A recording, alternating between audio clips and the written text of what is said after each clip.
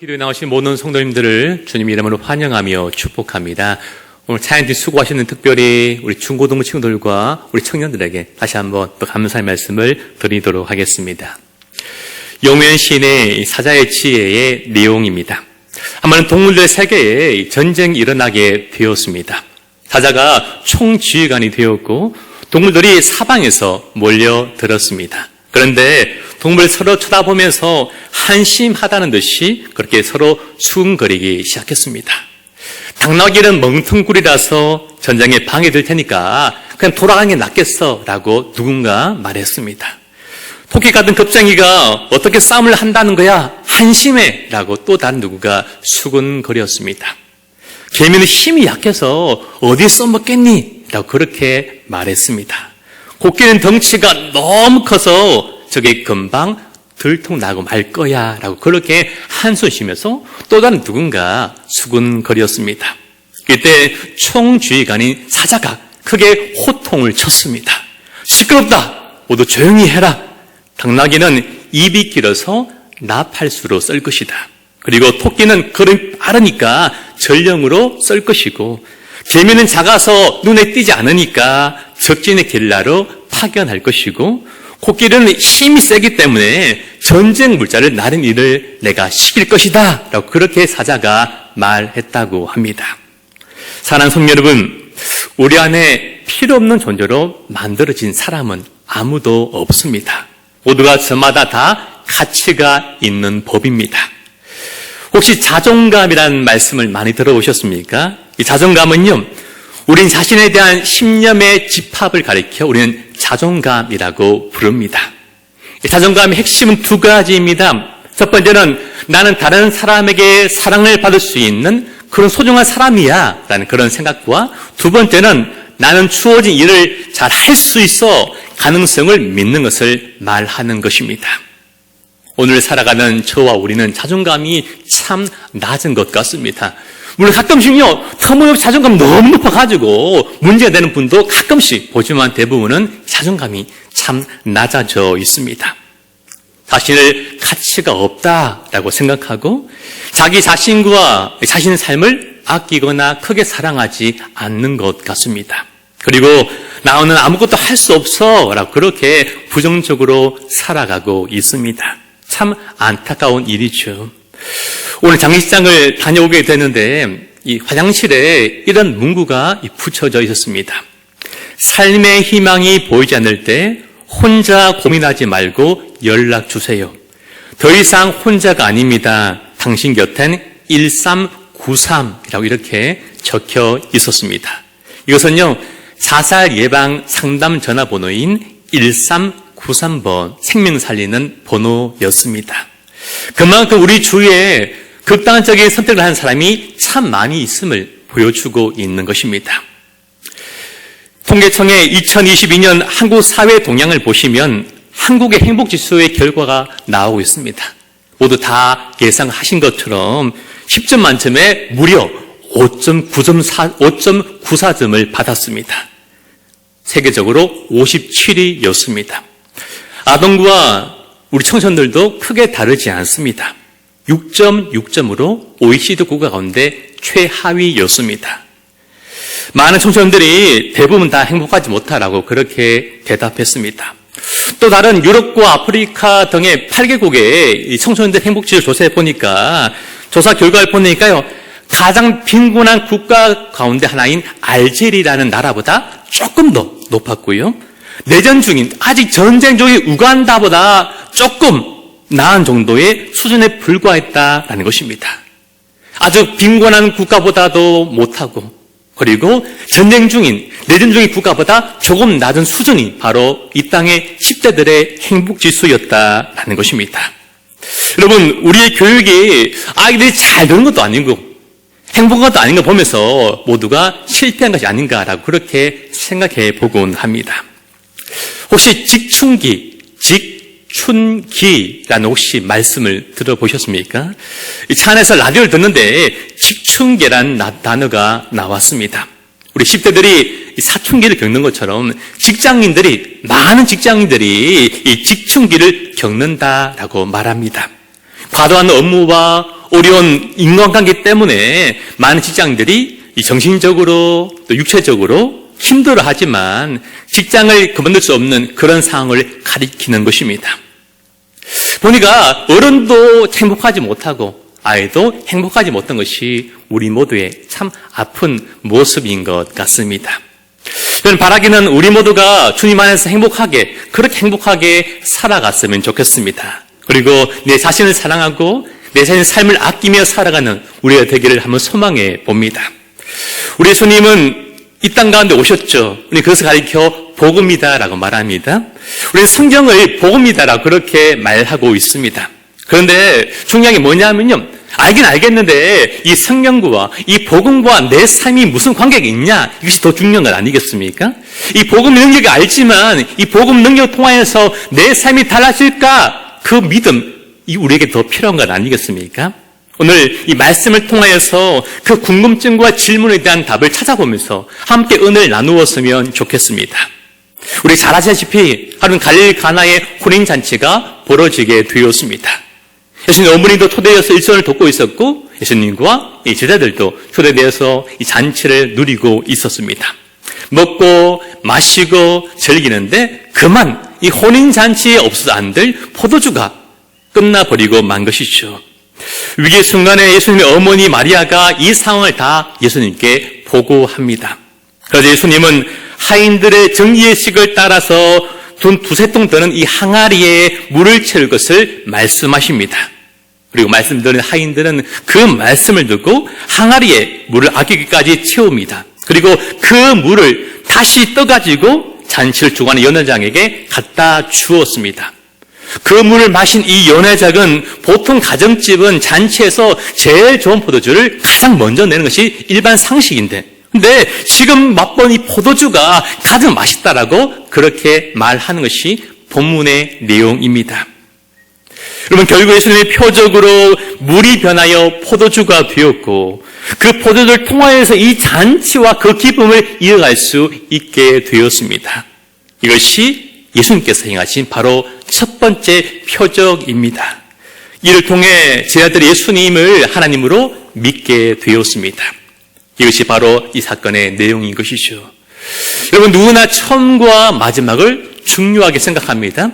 여러분, 누군가 연애 편지를 적을 때 처음에 어떻게 쓸까? 많은 시간을 보내게 되고 마지막을 어떻게 맞출까? 이것에 우리가 많은 정성을 쏟는 것이죠. 참, 휴대폰으로 카톡을 할 때도 시작할 때와 끝날 때 더 신경을 쓰는 것이 보통의 모습입니다.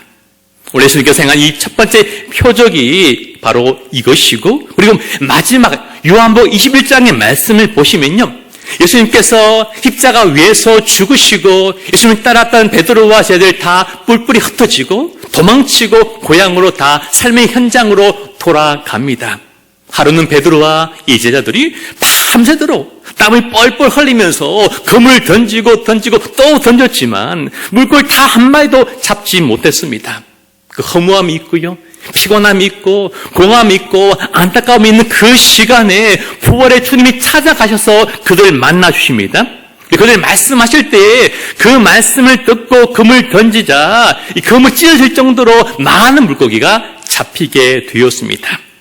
그리고 숯불에다가 직접 떡을 제자들에게 구워주시고 자, 물고기를 함께 나누면서 또 다른 잔치를 베풀어 주십니다. 잔치로 시작해서 잔치로 요한복음이 끝이 나고 있다는 것이죠. 무슨 말입니까? 예수님께서 이 땅에 오셨는데 우리 인생들에게 우리 삶 가운데 풍성을 주시기 위해서, 풍성한 생명을 우리 모두에게 주시기 위해서 오셨음을 요한이 그렇게 기록하고 있는 것입니다. 우리에게 넘치는 기쁨, 풍성한 자유함을 주시기 위해 주님께서 우리 가운데 오셨습니다. 하나님 아들이신 예수님께서 인간의 몸을 입고 이 땅에 오셔서 허물과 죄로 죽은 우리들을 살려주셨습니다. 이것이 바로 복음이며 은혜입니다. 우리 하나님은 예수님의 은혜로 생명 얻은 우리가 풍성한 생명으로 살기를 원하고 계십니다. 어둠에서 빛으로 옮긴 우리가 풍성한 빛의 자녀로 살기를 지금도 원하고 계십니다. 어둠의 종이었던, 죄에 놓여있던 우리가 행복한 하나님의 자녀로 살아가기를 원하고 계십니다. 왜입니까? 원래 저와 여러분 우리 모두가 그런 존재였기 때문입니다. 마치 봄날의 햇살 같은 존재가 바로 우리의 모습이었기 때문입니다. 하나님 형상대로 창조되어서 하나님 형상을 닮은 존재, 햇살 같은 하나님과 햇살 같은 하나님의 미소를 마주하시는 그 관계가 바로 우리였기 때문입니다. 그런데 죄로 인하여서 우리의 형상이 일그러지게 되었고 하나님을 마주할 수 없게 된 것입니다. 내 온전한 하나님의 형상이 일그러져 버렸고 하나님과 멀어지게 된 것이죠. 이 사건을 해결해 주신 분이 바로 예수님이십니다. 예수님 바로 이러한 분임을 오늘 성령 사건을 우리에게 기록하고 보여주고 있음을 우리는 생각해 보아야 합니다. 어렸을 때 참 부지런히, 참 열심히, 참 시게 놀러 다녔습니다. 친구 집에서 비디오를 보는데 열심히였습니다. 후레시맨을 보고요. 바이오맨 아십니까? 황비용을 아십니까? 모든 비디오를 다 섭렵하게 됐고 8비트 게임인 이 제믹스와 게임보이라는 그 게임을 정말 열심히 놀았고 늘 밖에 나가서 열심히 놀았습니다. 여름이든 겨울이든 덥건 춥건 태풍만 안 오면요 늘 360을 항상 나가서 놀았습니다. 여름이 되면요 늘 슬리퍼를 신고 늘 그 흙길을 돌아다녔던 것이죠. 그리고 집에 돌아오면요 이 손톱과 발톱에 때가 끼가지고 모래가 다 쌓여가지고 한 새까맣게 변해 있었습니다. 그래서 물로 씻고 오이 비누 가지고 살구 비누 가지고 열심히 써가지고도 이 때가 잘 벗겨지지 않았습니다. 엔진 오일 같은 거죠. 먹물 가득 시커먼 국물이 나오기도 했습니다. 열심히 사시던 시대는 우리처럼 좋은 나이키 운동화가 존재하지 않았죠. 오늘날 치자면 마치 슬리퍼 같은 그런 신발을 신고 다녔습니다. 당연히 중동지방을 다녔는데 늘 발이 더러워지지 않았겠습니까? 그래서 집집마다 발 씻을 물을, 손 씻을 물이 준비되었던 것입니다. 그러니까 유대인들은요 단지 위생뿐만 아니라 종교 예식을 따라서 손 씻을 물을 준비해 놓았습니다. 집집마다 물을 담아는 돌 항아리가 있었던 것입니다. 한 통에 약 40리터를 합니다. 그러니까 계산하면요 이 한 항아리에 약 100리터가 물이 들어 있었습니다. 이 돌 항아리에 있는 이 물 가지고 들어오는 손을 씻고 발을 씻고 예식을 치렀지만 그러나 이 물은요 다시 사용하지 못하고 버려지고 잊혀지는 그런 하찮은 존재에 불과했습니다. 그런데요 그러한 물을 우리 예수님께서 잔치의 흥을 돋구고 없어는 안 되는 소중한 그것도 보통의 맛이 아니라 최고의 맛으로 최연상의 맛을 내는 그 놀란 포도주로 만들어 주었습니다. 놀란 기적이 아니라 놀란 표적입니다. 성경을 보시면요 이 사건처럼 물이 변화해서 포도주가 된 사람들의 이야기가 이 성경에 정말 억수로 많이 나오고 있습니다. 불의를 행하고 사람들의 미움을 받던 이 삭개오가 예수를 만나고 그 인생이 포도주로 변했습니다. 늘 무마름에 시달렸던 실패했던 이 사마리 여인이 주님을 만나고 나서 그 인생이 포도주로 예배하는 자로 변화되었습니다. 베데스다에 38년 된 비병자가 주님을 만나고 나서 그 인생이 새로운 날로 새로운 포도주로 변하게 되었습니다. 음행 중에 현장에서 체포되어 나온 그 수치와 창피함을 가진 음행 중에 잡힌 그 여자가 주님의 용서하심과 주님의 만남을 통하여 그 인생도 놀랍게 변화되었습니다.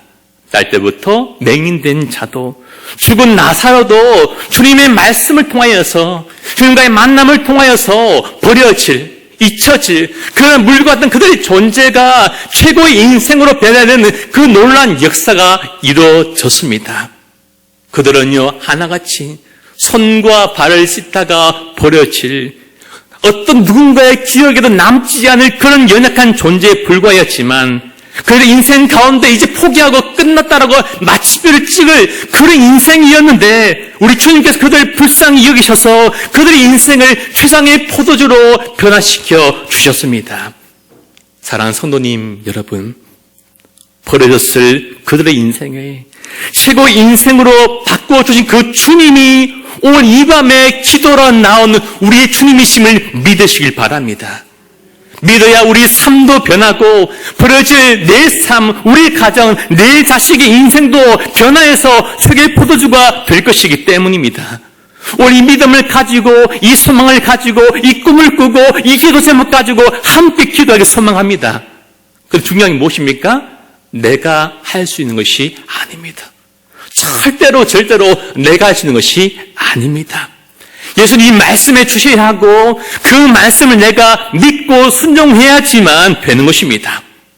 아무리 내 힘으로 발버둥 쳐도 우리는요 한 걸음 나가지 못하고 제자리만 긋돌게 되고 점점 진흙 같은 문제 속에 빠져드는 것입니다. 우리 이 사실을 깨닫을 때 빨리 깨달아야만 합니다. 우리는요 오늘 이 사건과 이 말씀을 잘 믿지 못합니다. 왜입니까? 내가 내 자신을 봐도, 내가 거울을 봐도 내가 그런 존재가 아님을 내가 누구보다 잘 알고 있기 때문입니다.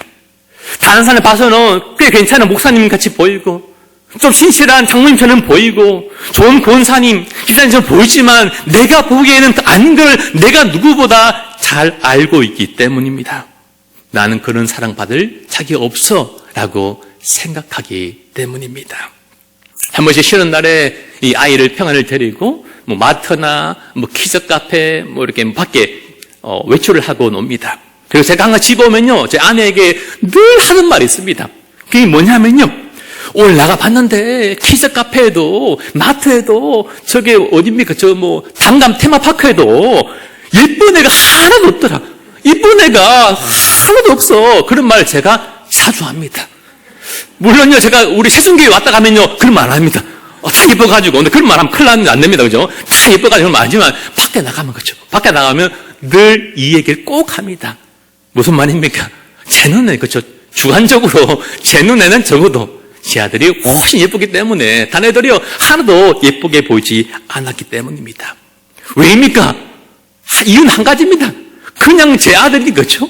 그냥 제가 낳은 아들이니까, 그것 때문에, 자녀를 사랑하고 제 눈에 가장 예뻐 보이고 가장 아끼는 것입니다. 그냥 내 아들인 것, 그 한 가지로 이유가 충분하기 때문입니다. 여러분, 우리는요 이 세상의 사랑에 너무 익숙해져 버려가지고 하나님의 사랑을 잘 믿지 못합니다. 드라마를 보면 그 사랑 보면서 하나님 날 사랑하지 않을까라고 그렇게 생각하는 것입니다. 세상은요 내가 잘해야 되고 대가를 꼭 지불해야 되고 성공하고 멋지고 세순교회 권사님처럼 아름다우시고 다시 하겠습니다 하면 아무도 안 하셔가지고 이 세순교회 권사님처럼 아름다우시고 저 지연들처럼 이쁘시고 이 권사님들이 더 아름다우신 것 같습니다. 그죠? 돈이 많고 높은 자리에 올라가야 내가 사랑받고 관심받고 이쁨 받을 거라고 생각하는 것이죠. 심지어는요 우리 10대 자녀들도 내가 공부를 잘하고 학습력을 높여야지만 아빠가 나를 좀 관심 가지고 엄마가 나를 좀 사랑하고 더 사랑받고 관심 받으려고 공부하는 10대들도 많이 있는 것이 참 안타까운 일입니다. 이것이 바로 우리의 사랑에 대한 생각입니다. 그러나 하나님의 사랑은 이것과 다릅니다. 왜입니까? 하나님은 사랑이시기 때문입니다. 우리 하나님의 사랑이 무엇인지 알려면 우리가요 예수님을 바라보면 알고 예수님이 행하신 일들을 바라보면 예수님의 하나님의 사랑이 어떤 것을 우리가 깨닫게 되는 것입니다. 여러분, 사랑은요 오래 참습니다. 사랑은 절대로 포기하지 않습니다. 하나님은요 오래 참으시는 사랑 때문에 우리를 참으셨고 우리에게 예수님을 주셨고 포기하는 그 사랑 때문에 우리를 찾아오신 것입니다.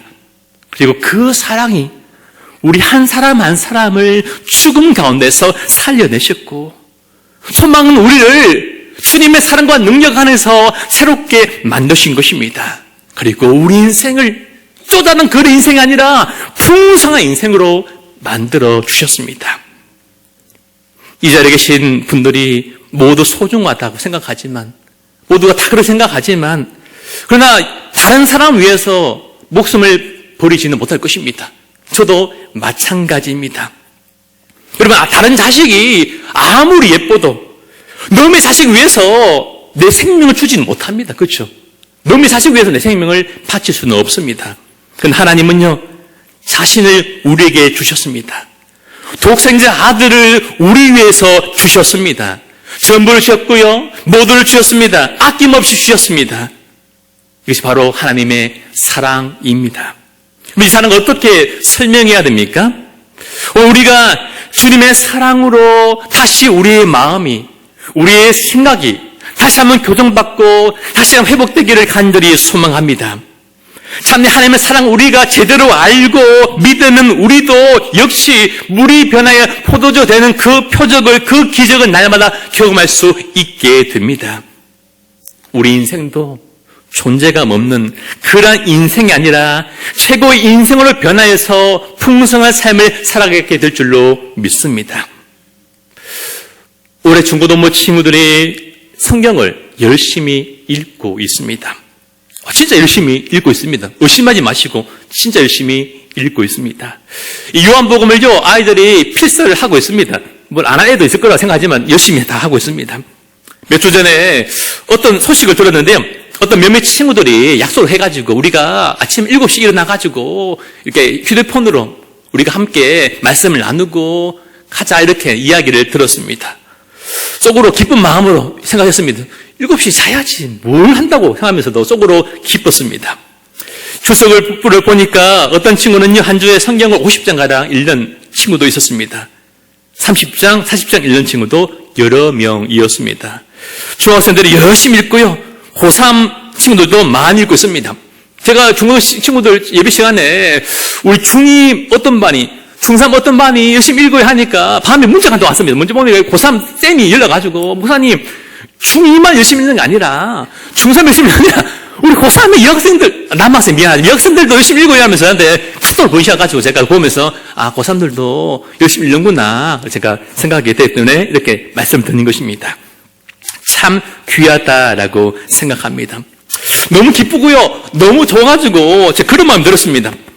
제가 부전에 좀 벌어가지고 제가 열심히 돈을 벌어가지고 돈 없으면요 쿠팡 알바를 좀 하거나 또 당에 서랑을 해주시면요, 이 선거가 얼마 안 남았는데 이 선거 운동을 내가 열심히 10분, 그죠? 기호 10분 하면서 열심히 해가 돈을 벌어가지고 애들한테 선물 해주겠다 그런 마음을 지금 혼자 마음속으로만 가지고 있습니다. 그만큼 참 귀하고 참 예쁘고 좀 아름답게 생각하고 있습니다. 사랑하는 성도님 여러분, 오늘 우리 주님이 이 밤에 부려질 물과 같은 내게 어떤 말씀이든지 그 말씀을 듣고 그 말씀에 순종하는 우리가 되었으면 좋겠습니다. 빈 항아리 같은 내 삶과 내 마음, 내 영을 다른 것들로 채우지 말고 하나님의 말씀으로 조금만, 아니요, 반만, 아니요, 9개까지 가득 채우기를 간절히 축복합니다. 예수님을 내 마음과 삶 속에 가득 채우며 살아갑시다. 내 삶을 다른 것들로 물들이지 말고 더럽히지 말고 그리스도의 보혈로 충만하게 물들며 살아가는 우리가 되길 소망하며 축복합니다. 내 속에서 그 주님이 내 삶에 진정으로 역사하여 주시도록, 내 삶을 다시 한번 변화시켜 주시도록, 내 삶을 다시 한번 가치 있게 만들어 주시도록 우리 자신을 내어줄 수 있는 우리가 되기를 간절히 소망하며 축복합니다. 말씀을 맺겠습니다. 사랑하는 성도님 여러분, 예수님이 말씀하시니까 물이 변하여 포도주가 되었습니다.